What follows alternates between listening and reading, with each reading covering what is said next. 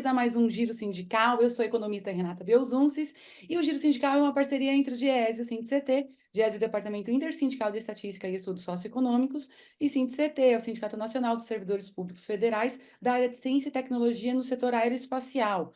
Este é mais um dos nossos programas em que o tema abordado é a campanha salarial de alguma categoria que está em luta pela recomposição de seus salários e por melhores condições de trabalho. E hoje nós vamos receber aqui a Camila Lisboa, ela que é presidenta do Sindicato dos Metroviários de São Paulo. Mais uma vez, muito obrigada por aceitar nosso convite. Camila, bem-vinda a esse Giro Sindical. Valeu, obrigada, eu que agradeço o convite. Para a gente localizar quem nos acompanha aqui, um pouquinho sobre quem é essa categoria que está em campanha salarial, conta para a gente quem são os metroviários, as metroviárias, quantos são, qual é o tamanho, onde estão essa base, qual é o perfil. Conta um pouquinho aí sobre o sindicato, pauta histórica, principais lutas. O Sindicato dos Metroviários de São Paulo representa os trabalhadores do metrô das linhas 1, 2, 3, 4, 5 e 15 do metrô. Isso significa duas empresas, uma empresa pública estatal, a Companhia do Metropolitano, que é responsável pelas linhas 1, 2, 3 e 15, e também uma outra empresa que é do Grupo CCR, que são as linhas 4 e 5, as linhas privadas, né? Nós vamos entrar agora na campanha salarial das linhas estatais. Acabamos de fechar a campanha salarial das linhas privadas e já começamos a negociação da campanha salarial das linhas estatais, que é quem mais, a maior parte do nosso sindicato é representada, né? Porque são as maiores linhas, né? E que tem mais tradição de luta, de organização.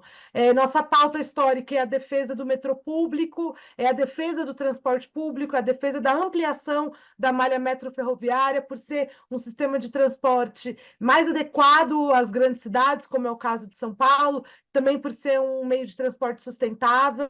Essa é a nossa batalha, e hoje isso se traduz na defesa do metrô público contra o projeto de privatização do governador Tarcísio. Nas linhas estatais, nós somos quase 7.000 metroviários, nas linhas privadas são quase 2.000. A gente já tem a íntegra dos resultados da campanha do setor privado? Sim, a gente conseguiu, a gente conquistou o reajuste da inflação mais 0,5% de aumento real, né? A gente também conquistou a extensão do auxílio creche por mais um ano. Antes era das crianças para os pais, né? Pais e mães com filhos de 0 a 5 anos, e agora a gente conseguiu a extensão para 0 a 6 anos. Essencialmente foram essas as melhorias que tiveram no acordo coletivo vigente. Importante registrar que o sindicato indicou a rejeição dessa proposta, porque a gente entende que o Grupo CCR cresceu muito no último período, recebe muito dinheiro, poderia dar um reajuste melhor. Mas a categoria decidiu por aceitar essa proposta. Foi uma votação bastante dividida. Na linha 4 amarela foi pela diferença de um voto. Mas isso faz parte, como a gente disse para o pessoal lá, o nosso sindicato é democrático, quem decide se vai fechar o acordo ou não é a categoria decidiu por maioria por aceitar esse acordo. Acredito que tiveram conquistas, mas a gente também acredita que poderia ter melhorado um pouco mais se você olhar, né, o ritmo e o crescimento econômico do Grupo CCR, né? A database agora, que vai começar no 1º de maio, ela começa nesse clima de que, na verdade, ela já está em ação, já está sendo operada a campanha, mas ela começa também num clima um pouco mais acirrado, imagino, do que no ano passado, porque a gente já teve alguns enfrentamentos com o governador do estado de São Paulo ao longo da campanha contra a privatização do metrô. Inclusive, o governador está cobrando multas do sindicato no valor de 7 milhões, é isso mesmo? Decorrente da greve de 28 de novembro do ano passado, a greve que, junto com outros setores que estão no alvo das privatizações, pararam o estado de São Paulo, sobretudo a capital. A gente está num clima muito difícil ou a gente encontra espaços para que a gente possa negociar, para que a gente possa levar a categoria a assumir e a reivindicar? Então, a gente está num clima muito difícil, sim, né? Porque a decisão do governador de privatizar o metrô, neste momento ela tem se traduzido em ter atitudes muito autoritárias contra a nossa categoria. Então, você citou, né, essa multa. Na verdade, são duas multas, né? Uma no valor de 6,5 milhões e outra no valor de 7,5 milhões, totalizando 14 milhões de reais. Só que qual que é a novidade jurídica e política desse ataque? É que nós não estamos falando de um processo na esfera trabalhista. Nós não estamos falando daquelas multas recorrentes, né, ameaças de multas recorrentes que acontecem quando a gente faz greve, né? Isso daí tem um script que a gente já está acostumado, né? Que é que não pode fazer a greve, né? Eles falam que não pode fazer a greve, aí a justiça julga se é abusiva, se não é, às vezes diz que vai multar, às vezes multa, às vezes não multa. Esse é um script que tem suas complicações, mas a gente já está acostumado. O que o governador Tarcísio está fazendo é uma novidade jurídica, é nos processando na justiça comum, na esfera civil, né, cobrando uma indenização de prejuízo. Essas ações, elas nem entram no mérito se a greve foi abusiva ou não. Elas falam que, como nesse dia o metrô não teve arrecadação, o sindicato tem que repor a arrecadação. Seria a mesma coisa que a Volkswagen dizer o seguinte: olha, se teve uma greve na Volkswagen, a Volkswagen cobrar do sindicato que pague a quantidade de carros que não foram produzidos no dia da greve. Ou seja, essa ação jurídica, que inclusive já foi julgada procedente, tanto em relação ao dia 3 de outubro, quanto em relação ao dia 28 de novembro, o Tribunal de Justiça de São Paulo já julgou procedente na primeira instância, e a gente está recorrendo. Essa ação, ela significa um grave ataque ao direito de greve no Brasil. Se isso passar contra o Sindicato dos Metroviários de São Paulo, isso vai abrir um precedente enorme contra todas as categorias e contra o direito constitucional de greve. Então, esse é um primeiro problema que nós estamos enfrentando. E o segundo problema foi que um deputado do PL, o deputado Paulo Bilinski, ele fez uma notícia-crime contra mim, né, Camila, é no meu nome, por conta da greve do dia 3 de outubro. Ele atribui a mim a responsabilidade sobre a greve da Sabesp, do metrô, da CPTM, né? O Ministério Público aceitou essa notícia-crime e abriu um inquérito para investigação, e eu fui convocada para depor na Polícia Federal no dia 4 de junho. Embora tenha sido uma ação do deputado, esse deputado ele é do PL, que é um partido que é base de apoio do governo, né? Então, assim, é parte desse comboio da extrema-direita de perseguir, de atacar as organizações dos trabalhadores, né? De aniquilar as organizações dos trabalhadores, porque, sinceramente, eu tenho falado assim, o problema não é o dinheiro, não porque a gente não tem. O dinheiro, com certeza, a gente não tem.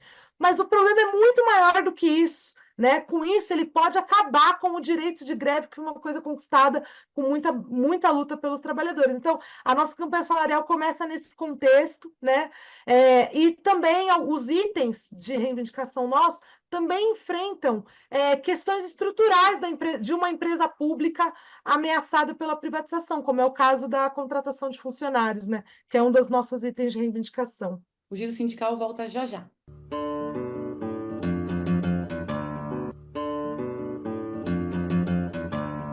Giro Sindical está de volta e este programa recebe aqui mais uma vez a presidenta do Sindicato dos Metroviários, Camila Lisboa, e agora nós vamos falar um pouquinho sobre a campanha salarial dos metroviários, que ainda estão sobre a tutela do Estado, porque é uma empresa pública.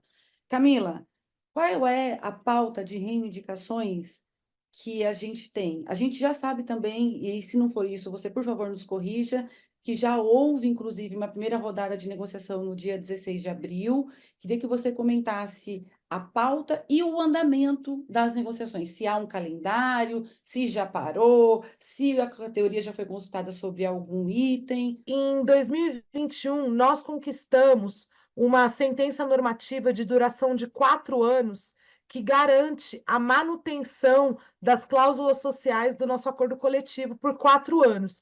Então, isso valeu 21, 22, 23 e 24. Então, essa sentença ainda está em vigência.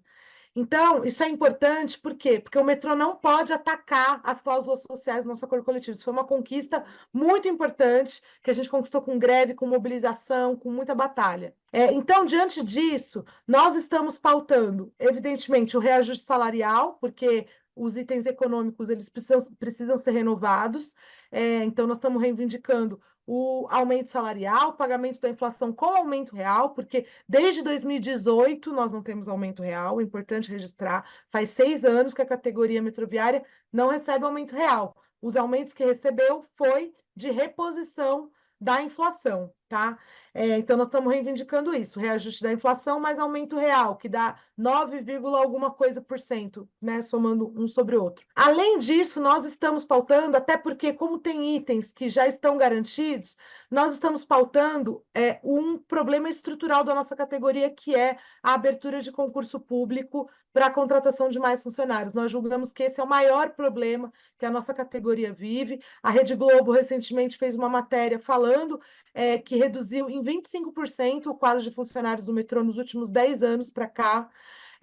A quantidade de passageiros teve uma queda muito grande em 2020 com a pandemia, mas já está sendo retomado a quantidade de passageiros do período pré-pandemia. Então, há uma sobrecarga de trabalho imensa, uma produtividade enorme, né? Gerando, inclusive, muito afastamento por doença ocupacional, particularmente por problemas de saúde mental, porque além da sobrecarga de trabalho, tem esse contexto da privatização, né, das ameaças de privatização. Então, nossa principal reivindicação é a abertura de concurso público, além do pagamento, né, do reajuste do salário, né? E também o pagamento de outros itens que a empresa fez sacanagem com os trabalhadores, particularmente em relação ao programa de participação nos resultados, né? Isso também é parte da negociação. A negociação começou dia 16 de abril, ela está sendo temática, então o primeiro item foi plano de saúde e o pagamento das progressões salariais. Agora, na segunda reunião que teve no dia 23, a discussão foi sobre o programa de participação nos resultados e plano de carreira da empresa, porque o metrô também está fazendo uma sacanagem em relação a isso. E a próxima discussão vai ser sobre pendências da campanha salarial passada, com foco no problema da contratação de funcionários, abertura de concurso público para contratação de funcionários. Por enquanto, o metrô ainda não se posicionou em relação às nossas reivindicações.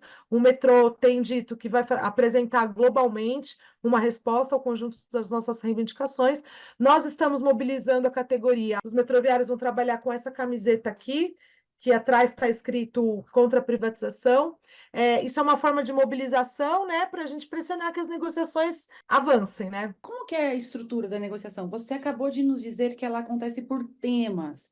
Há comissões de trabalhadores, é o sindicato, e quem negocia pela contraparte? Como que o governo se organiza também para negociar? Conta para a gente qual é a estrutura da negociação dos metroviários do Estado de São Paulo, setor público. Então, da parte do metrô, eles escolhem uma comissão deles lá que representa a direção da empresa. Representantes das gerências de operação, manutenção, enfim, isso da parte do metrô.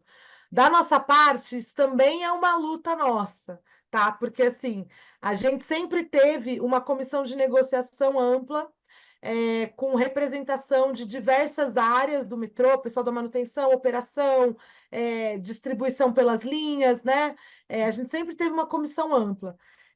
De 2020 para cá, essa comissão diminuiu muito. Ela era bem ampla mesmo. Inclusive, a gente fazia as reuniões num hotel, muita gente acompanhando, e nós sempre reivindicamos isso para as pessoas verem como é a negociação, para essa comissão grande também ser um instrumento de pressão na negociação, né? De 2020 para cá, quando começou a ter a pandemia, reduziu bastante essa comissão, foi para 25 pessoas, ela era muito maior, foi para 25 pessoas. Aí, neste ano, o metrô está complicando, não quer sequer receber as 25 pessoas, tá? Então, essas duas primeiras reuniões que tiveram foram representantes do sindicato, foram 7 pessoas que são dirigentes do sindicato e variando as áreas também para ter uma boa representação. Nós seguimos reivindicando que essa comissão seja mais ampla.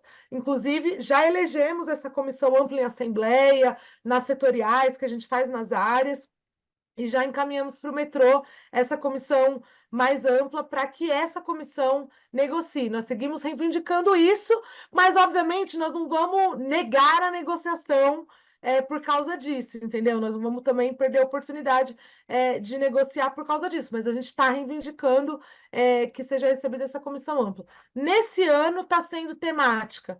Isso varia de ano para ano, né? Já teve ano que foi assim, já teve ano que não foi. Esses ataques, essa perseguição, a demissão, a tentativa de multa, e agora até essa própria queixa-crime contra você, uma perseguição que também passa pelos indivíduos, isso está deixando a categoria mais animada? Olha, precisamos ir para cima porque a coisa realmente está pegando, ou isso deixa a categoria, na sua avaliação, um pouco mais acomodada, um pouco mais aflita? As ações que o metrô fez, que o metrô e o governo fizeram do final do ano passado para cá, né, essas perseguições, demissões, eles até atropelaram lá o plano de carreira e nomearam novos chefes, assim, da cabeça deles, fizeram uma série de coisas visando quebrar a possibilidade de resistência da categoria e quebrar as nossas greves, as nossas formas de greve, né? Então, isso tem um impacto sobre a categoria, naturalmente, né? Foi uma reação deles, uma reação à nossa luta, isso tem um impacto.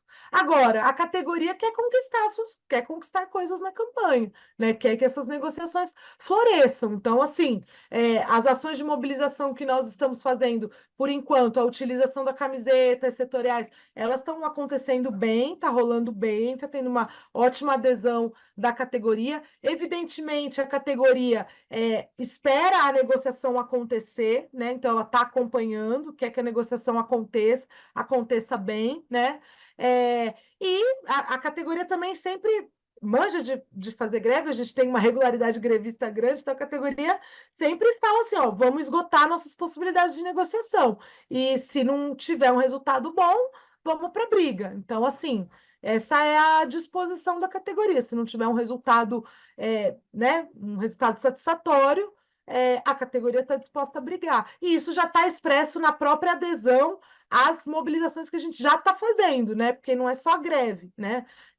A greve é o último recurso mesmo, né? Então, o que a gente está fazendo de mobilização está tendo uma boa adesão da categoria. Claro que todo trabalhador comum prefere resolver as coisas sem greve, prefere resolver as coisas, né, assim, na tranquilidade. Agora, todo mundo sabe que no contexto que a gente está, não tem tranquilidade, né? Então, está na mesa a possibilidade da greve ser um recurso para essas mobilizações, né?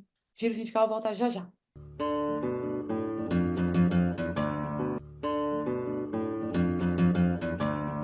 O Giro Sindical está de volta e este programa recebe a presidenta do Sindicato dos Metroviários, Camila Lisboa.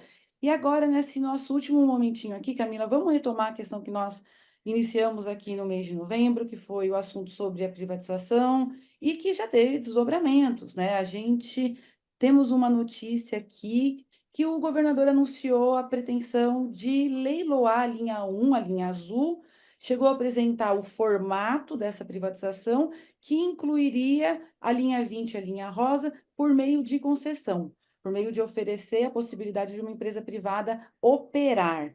Como vocês receberam essa notícia? Há outros elementos que também já vêm sendo colocados aí para atender essa demanda privatizante do governador Tarcísio de Freitas, ou é só essa? A gente sempre tem dito que o processo de privatização, ele é um processo, né? Esse processo está em curso dentro do metrô, com terceirizações, com redução do quadro de funcionários, né?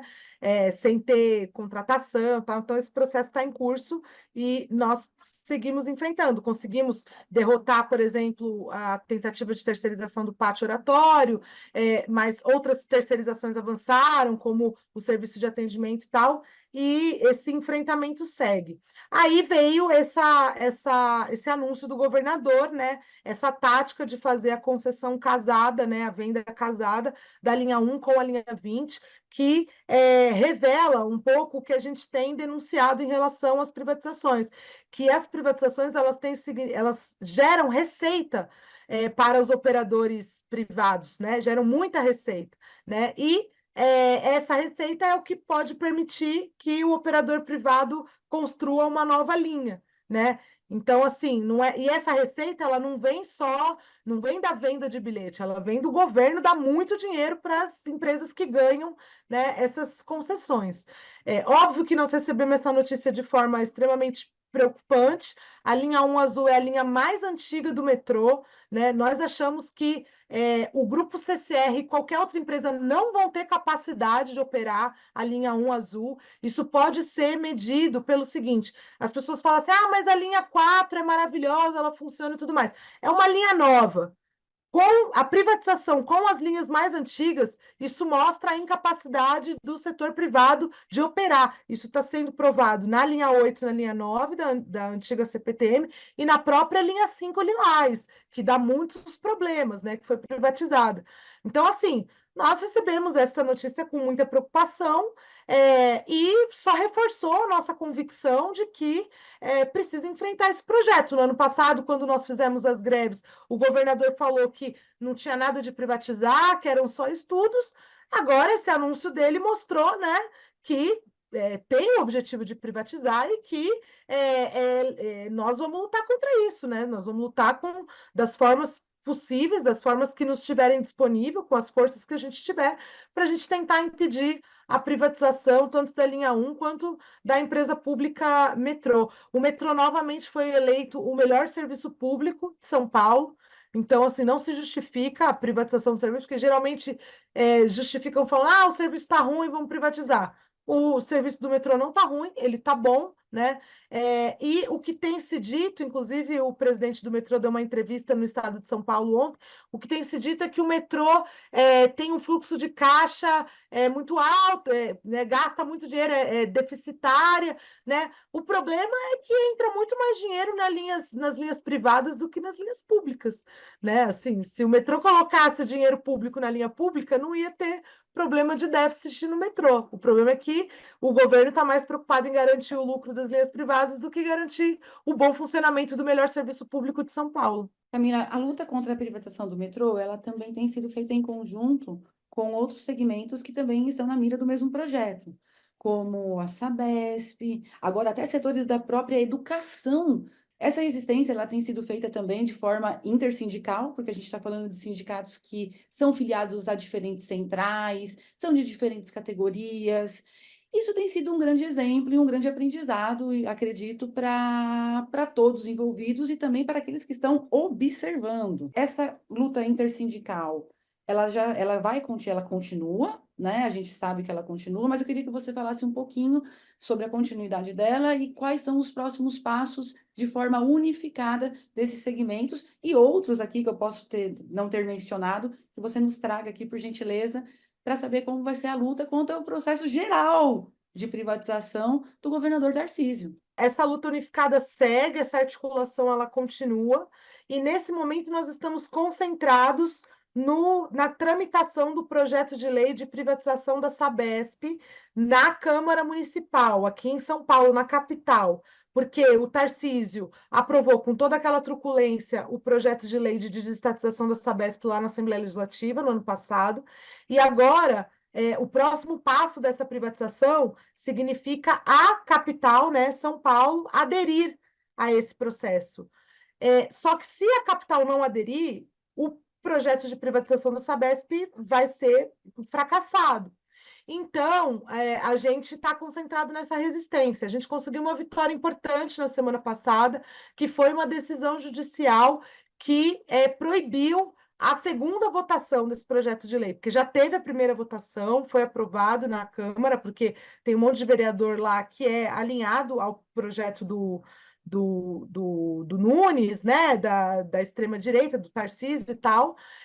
Só que a segunda votação foi proibida pela Justiça, por quê? Porque eles estão atropelando todo o time de discussão, né? Tinha um monte de audiência pública marcada e eles não estão ouvindo ninguém. Inclusive, saiu uma pesquisa Quest na semana passada que falou que 61% da população da capital é contra a privatização da Sabesp. Então, nós estamos concentrados em paralisar, né, em derrotar esse processo aqui na capital, porque isso vai ter impacto na aprovação global da privatização da Sabesp e isso tem impacto sobre as outras privatizações, né? Porque o carro-chefe das privatizações do Tarcísio é a Sabesp. E agora nós estamos começando a preparar também uma articulação maior com os professores. Eu acho que esse tema da educação ele é muito grave. Teve uma assembleia fenomenal, né, dos professores na última sexta-feira, lotaram a Praça da República. Então, a gente quer também avançar a articulação com a representação da categoria da educação, que é uma categoria super importante, um sindicato muito forte, muito representativo. Então, a gente quer avançar nessa articulação. Mas as tarefas mais concretas agora do presente momento dessa articulação é em relação à Sabesp. Camila, a população do município de São Paulo, da região metropolitana, ela tem sido impactada pelos resultados de uma privatização também de um serviço essencial, que é o serviço de energia elétrica. Então, a população, ela olha e observa que, olha, nem sempre, e na verdade, nunca, privatizar tem sido a resposta para os anseios que necessita, anseios da população em busca de um melhor serviço e em busca de uma tarifa mais barata. A população paga caro pelo serviço de energia elétrica e não tem um serviço de energia elétrica minimamente decente. Essa experiência com a Enel ela pode ser, na sua avaliação, ela pode ser assim uma antessala daquilo que a população pode encontrar caso a Sabesp, caso o metrô seja privatizado, ou é um exagero afirmar isso? O maior receio que a gente tem é que a Sabesp vire uma Enel, né? Ou que o metrô e a CPTM vire uma via calamidade, né? Que são as linhas 8 e 9. Os defensores da privatização, eles falam que quem é contra a privatização é por motivos ideológicos, por motivos políticos, né? Na verdade, quem está sendo ideológico são os próprios defensores da privatização, porque a experiência que as pessoas estão tendo com a privatização está sendo péssima. Não é verdade que tem maior eficiência no serviço privado. Eu acho que a Enel é o resultado mais evidente disso. É péssimo serviço. Se você tem algum problema, você não consegue resolver. Numa cidade como São Paulo, tem apenas 4 postos de atendimento da Enel. E no contrato de concessão, a exigência é que tenha só um. Como é que uma cidade como São Paulo vai ter só um, sabe? Então, assim, esses contratos de concessão, eles são facilitados para as empresas aderirem, né? As empresas ficam sugando dinheiro do Estado. Agora, o Grupo CCR vai novamente receber uma reposição tarifária da pandemia. O Grupo CCR, as linhas 4 e 5, estão recebendo novamente um recurso, o dinheiro público do Estado, justificado por reposição das perdas da pandemia. Uma coisa que as linhas públicas não receberam. Então, assim, esses grupos privados, eles ficam parasitando o dinheiro público e eles não fornecem um serviço de qualidade para as pessoas. E é exatamente isso que vai acontecer com a Sabesp. E isso daí não precisa ir muito longe, isso aconteceu no Rio de Janeiro. A SEDAI foi privatizada, o serviço piorou. A tarifa social foi de R$ 20 para R$ 45, né? Sai água amarela da torneira. É claro que isso não acontece no Leblon, isso acontece, né, em Campo Grande, né, na periferia do Rio de Janeiro.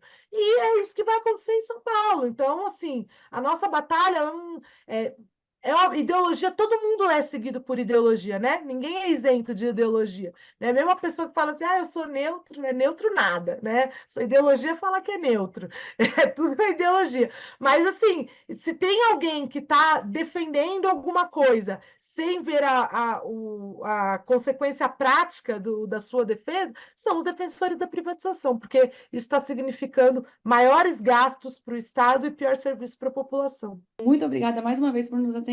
Eu que agradeço, Renata. Estamos sempre à disposição. Muito importante essa parceria. Seguimos.